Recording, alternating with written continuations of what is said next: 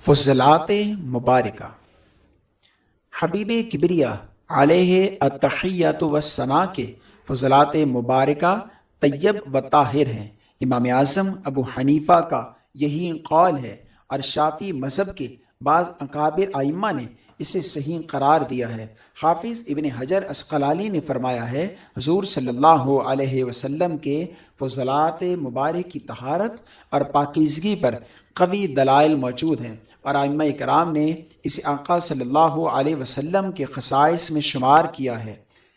رد المختار شرح در مختار۔ نور مجسم صلی اللہ علیہ وسلم کے فضلات مبارکہ بول و براز وغیرہ امت کے حق میں طیب و طاہر تھے، مگر سرکار دو عالم صلی اللہ علیہ وسلم کی عظمت شان کے سبب وہ آپ کے لیے نجاست کا حکم رکھتے تھے۔ فتاوی رضویہ۔ ام المؤمنین سیدہ عائشہ صدیقہ رضی اللہ عنہا فرماتی ہیں، میں نے بارگاہ نبوی میں عرض کی، یا رسول اللہ صلی اللہ علیہ وسلم، آپ بیت الخلاء تشریف لے جاتے ہیں، جب آپ کے بعد میں وہاں جاتی ہوں تو مجھے کچھ نظر نہیں آتا، بلکہ کستوری سے بھی عمدہ خوشبو آتی ہے۔ ارشاد فرمایا، ہم انبیاء کرام کے اجسام جنتی ارواح کی صفت پر پیدا کیے جاتے ہیں، اسی لیے ہمارا بول و براز اور پسینہ لطیف اور پاکیزہ اور خوشبودار ہوتا ہے۔ ان سے جو کچھ نکلتا ہے اسے زمین نگل لیتی ہے۔ ابو نعیم کتاب الشفا جلد 1 میں، امام زرقانی شرح مواہب جلد 4 میں، اور شیخ عبدالحق محدث دہلوی مدارج النبوہ جلد 1 میں فرماتے ہیں، جب نور مجسم صلی اللہ علیہ وسلم قضائے حاجت کا ارادہ فرماتے تو زمین پھٹ جاتی اور آپ کے بول و براز کو نگل لیتی تھی، اور وہاں سے عمدہ اور پاکیزہ خوشبو آیا کرتی تھی۔ حضرت ام ایمن رضی اللہ عنہا فرماتی ہیں کہ ایک رات نبی کریم صلی اللہ علیہ وسلم نے ایک برتن میں پیشاب فرمایا، مجھے پیاس محسوس ہوئی، میں اٹھ کر اسے پانی سمجھ کر پی گئی، کیونکہ وہ اپنی بہترین خوشبو کی وجہ سے مجھے پیشاب محسوس ہی نہ ہوا۔ صبح آقا صلی اللہ علیہ وسلم نے دریافت فرمایا، میں نے عرض کی، یا رسول اللہ، میں نے تو اسے پانی سمجھ کر پی لیا۔ یہ سن کر حضور صلی اللہ علیہ وسلم مسکرا دیے اور فرمایا، آج کے بعد تجھے کبھی پیٹ کی کوئی بیماری نہ ہوگی۔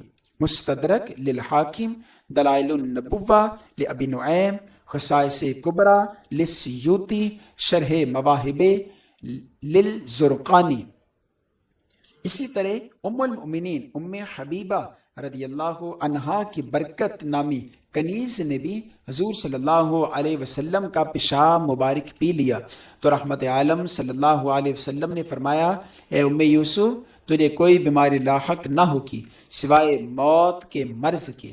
خصائص کبریٰ۔ امام قسطلانی فرماتے ہیں، یہ حدیث صحیح ہے۔ امام دارقطنی نے اسے روایت کر کے صحیح قرار دیا ہے۔ مواہب لدنیہ جلد 1 صفحہ 285۔ امام قاضی ایاز مالکی فرماتے ہیں، حضور صلی اللہ علیہ وسلم نے نہ تو اس عورت کو کلی کرنے کا حکم دیا اور نہ اس سے یہ فرمایا کہ آئندہ ایسا نہ کرنا۔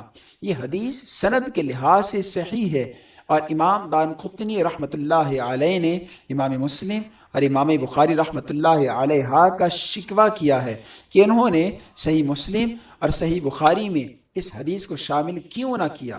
کتاب الشفا جلد 1 صفحہ 5 صفحہ 54۔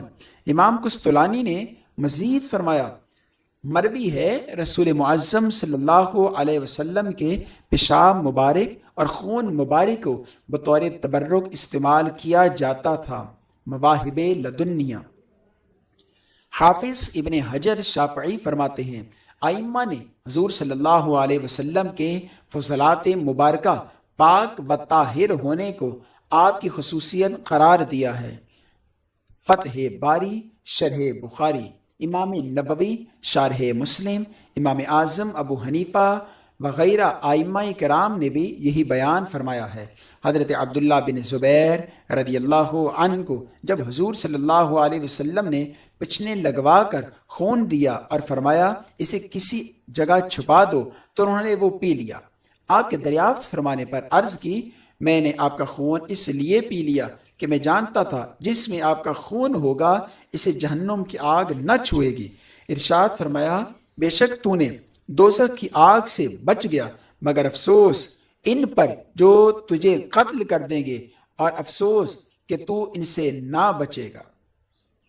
مستدرک ابو یعلا بیہقی، کتاب الشفا، زرقابی، خصائص کبریٰ، عمدۃ القاری، شرح بخاری۔ اب آخر میں ایک اور ایمان افروز حدیث ملاحظہ فرمائیے۔ حضرت انس رضی اللہ عنہ فرماتے ہیں کہ ایک دن سرکار دو عالم صلی اللہ علیہ وسلم عبداللہ بن ابی منافق کے پاس تشریف لے گئے۔ آپ دراز گوش پر سوار تھے اور اس منافق نے شدید ناگواری کا اظہار کرتے ہوئے کہا، اپنے جانور کو دور لے جاؤ، اس کی بدبو نے مجھے پریشان کر دیا ہے۔ یہ سنتے ہی ایک انصاری صحابی نے فرمایا، اللہ تعالیٰ کی قسم، آقا و مولا صلی اللہ علیہ وسلم کے گدے کی خوشبو تم سے زیادہ پاکیزہ اور بہتر ہے۔ صحیح بخاری جلد اول کتاب الصلح۔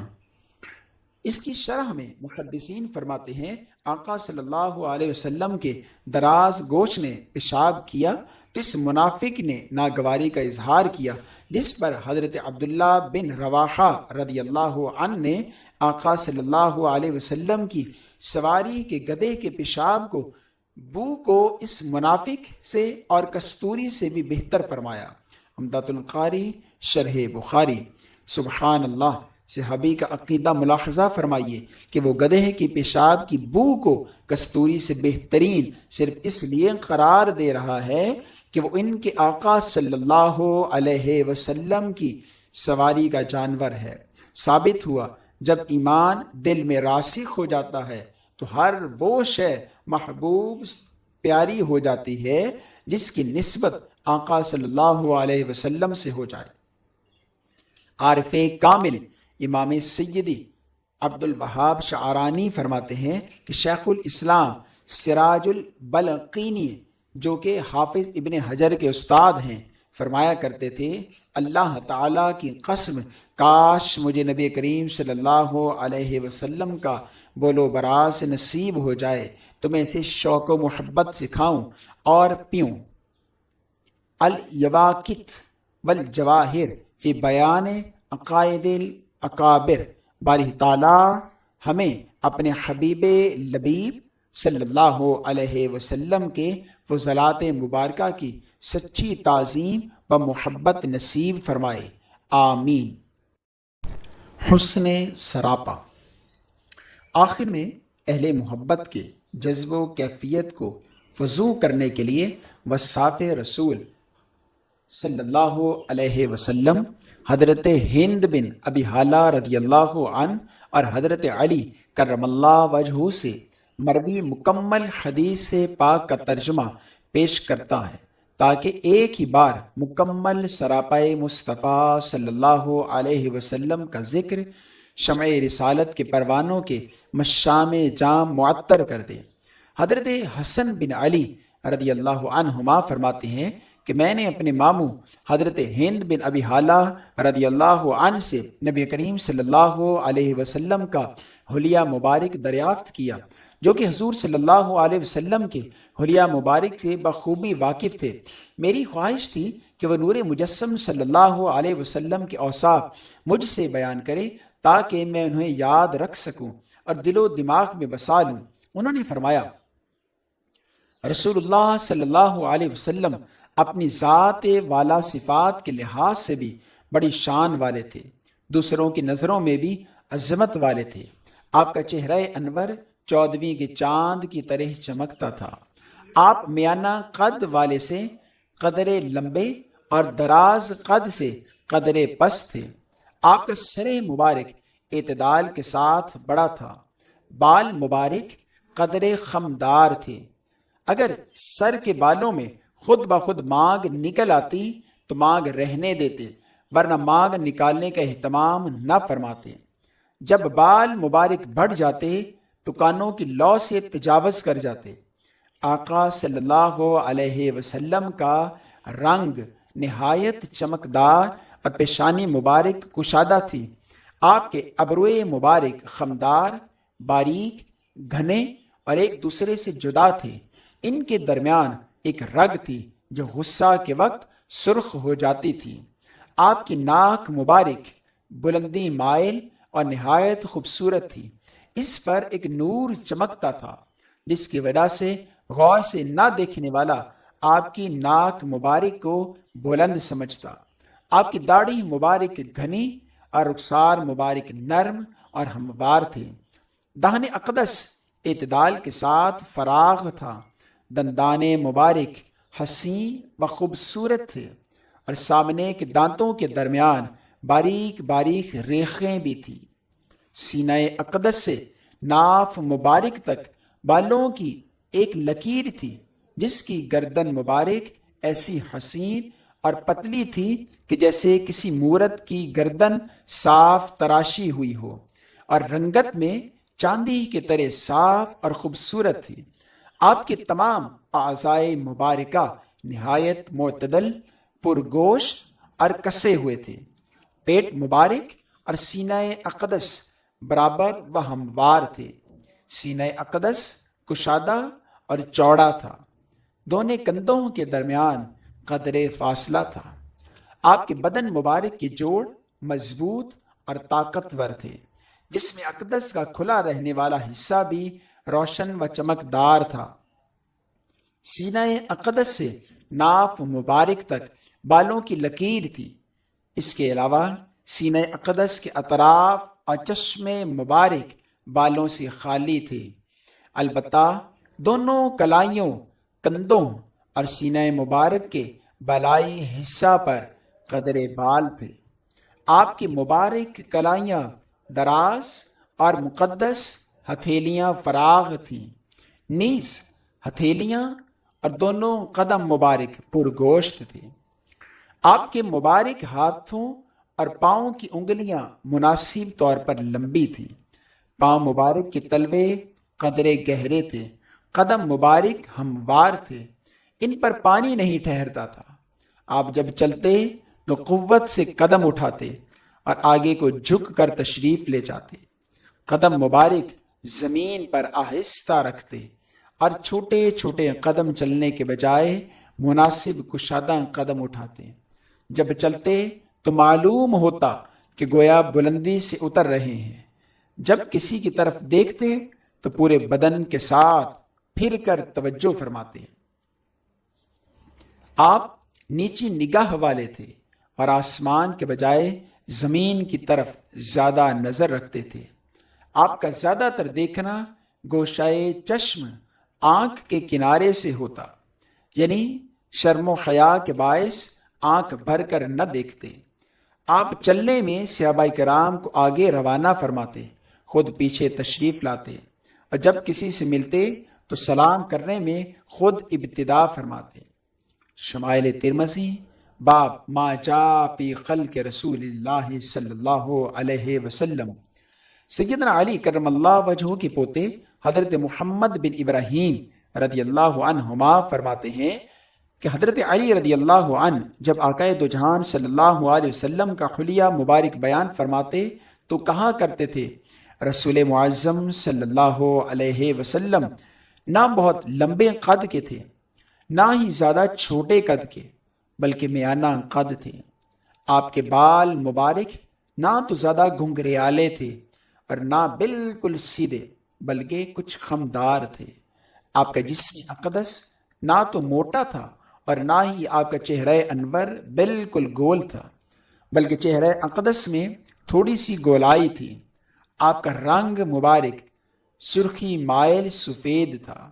آپ کی مقدس آنکھیں نہایت سیاہ و سرمگی اور پلکیں گھنی اور لمبی تھیں۔ آپ کے جسم اقدس کے جوڑ مضبوط تھے اور شانوں کے درمیان کی جگہ بھی پرگوشت اور مضبوط تھی۔ آپ کے بدن مبارک پر بال نہیں تھے، یعنی بہت کم بال تھے۔ البتہ سینہ اقدس سے ناف مبارک تک بالوں کی ایک باریک لکیر تھی جو آپ کے ہاتھ اور قدم مبارک پر گوشت تھے۔ جب آپ کہیں تشریف لے جاتے تو قوت سے پاؤں مبارک اٹھاتے گویا بلندی سے اتر رہے ہوں، اور جب کسی کی طرف دیکھتے تو پورے بدن کے ساتھ توجہ فرماتے۔ آپ کی دونوں شانوں کے درمیان مہر نبوت تھی، اور آپ آخری نبی ہیں۔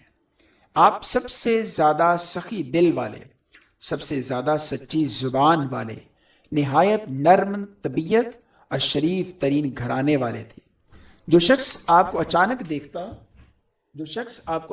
دیکھتا وہ آپ کے حسن و جمال اور روب و وقار کے باعث مرعوب ہو جاتا، اور جو آپ کو جان پہچان سے دیکھتا وہ آپ سے محبت کرتا، اور آپ کی تعریف کرنے والا ہر شخص یہ کہتا میں نے حضور صلی اللہ علیہ وسلم جیسا صاحب حسن جمال اور صاحب فضل و کمال نہ آپ صلی اللہ علیہ وسلم سے پہلے کبھی دیکھا اور نہ آپ کے بعد۔ شمائل ترمذی باب ما جا فی خلق رسول اللہ صلی اللہ علیہ وسلم۔ مذکورہ دو احادیث مبارکہ کے علاوہ نبی کریم صلی اللہ علیہ وسلم کے حلیہ مبارک سے متعلق جس حدیث پاک کو زیادہ شہرت حاصل ہوئی وہ ایک ضعیف العمر صحابیہ حضرت ام معبد خزاریہ رضی اللہ تعالی عنہا سے مروی ہے۔ اسے ائمہ حدیث حاکم، طبرانی، بیہقی اور ابو نعیم رحمہ اللہ تعالی علیہ نے روایت کیا ہے۔ اس حدیث مبارکہ کو بھی تسکین قلب و روح کا ذریعہ بنائیے۔ حضرت ام معبد رضی اللہ عنہا فرماتی ہیں نور مجسم صلی اللہ علیہ وسلم نمایاں حسن و جمال والے تھے۔ آپ کا جسم اقدس حسن تخلیق کا بے مثل شاہکار تھا۔ چہرہ اقدس ملاحت سے بھرپور اور شکم مبارک ہموار تھا۔ آپ کے حسن و جمال کو چھوٹا سر معیوب نہ بنا رہا تھا۔ آپ نہایت حسین و جمیل اور خوب برو تھے۔ آپ کی مقدس آنکھیں سیاہ اور بڑی، پلک اعتدال کے ساتھ لمبی، آواز مبارک گونجدار، آنکھیں سرمگی، ابرو مبارک ملے ہوئے، گردن مبارک حسین و چمکدار اور داڑھی مبارک گھنی تھی۔ جب آپ خاموش ہو جاتے تو پروقار دکھائی دیتی، جب کلام فرماتے تو چہرہ انور مزید پروقار اور با رونق ہو جاتا۔ دل موہ لینے والی آسان اور واضح گفتگو فرماتے۔ آپ کا کلام نہ تو بے فائدہ ہوتا اور نہ ہی بیہودہ۔ آپ کی گفتگو موتیوں کی لڑی معلوم ہوتی جس سے موتی جڑ رہے ہوں۔ آقا صلی اللہ علیہ وسلم دور سے دیکھنے پر زیادہ باروب اور خوبصورت دکھائی دیتے، اور قریب سے دیدار کرنے پر نہایت نرم خو شیریں اور سب سے زیادہ حسین و جمیل نظر آتے۔ آپ کا قد مبارک درمیانہ تھا، نہ اتنا لمبا کہ آنکھوں کو برا لگے اور نہ اتنا چھوٹا کہ دیکھنے والوں کو حقیر نظر آئے۔ آپ دو شانوں کے درمیان ایک ایسی شاخ کی طرح تھے جو سب سے زیادہ سرسبز و شاداب اور حسن و جمال میں نمایاں ہو۔ آپ کے ساتھی آپ کے گرد پروانہ وار رہتے۔ جب آپ گفتگو فرماتے تو وہ غور سے سنتے، اور جب آپ انہیں حکم دیتے تو فوراً حکم کی تعمیل کرتے۔ آپ سب کے مخدوم و محترم تھے، اطرش رو نہ تھے، اور نہ ہی آپ کے فرمان کی مخالفت کی جاتی تھی۔ سیرت ابن کثیر جلد 2 بارگاہ الہی میں عاشقان مصطفیٰ صلی اللہ علیہ وسلم ایسی ہی دعا کرتے ہیں۔ تو ہی بندوں پہ کرتا ہے لطف و عطا، ہے تجھ پہ بھروسہ تجھی سے دعا، ہے جلوائے پاک رسول دکھا، تجھے اپنے ہی عز و علا کی قسم۔ اللہم ارزقنا زیارت النبی الکریم الرؤوف الرحیم علیہ وآلہ وصحبہ الفضل الصلاۃ والتسلیم، آمین۔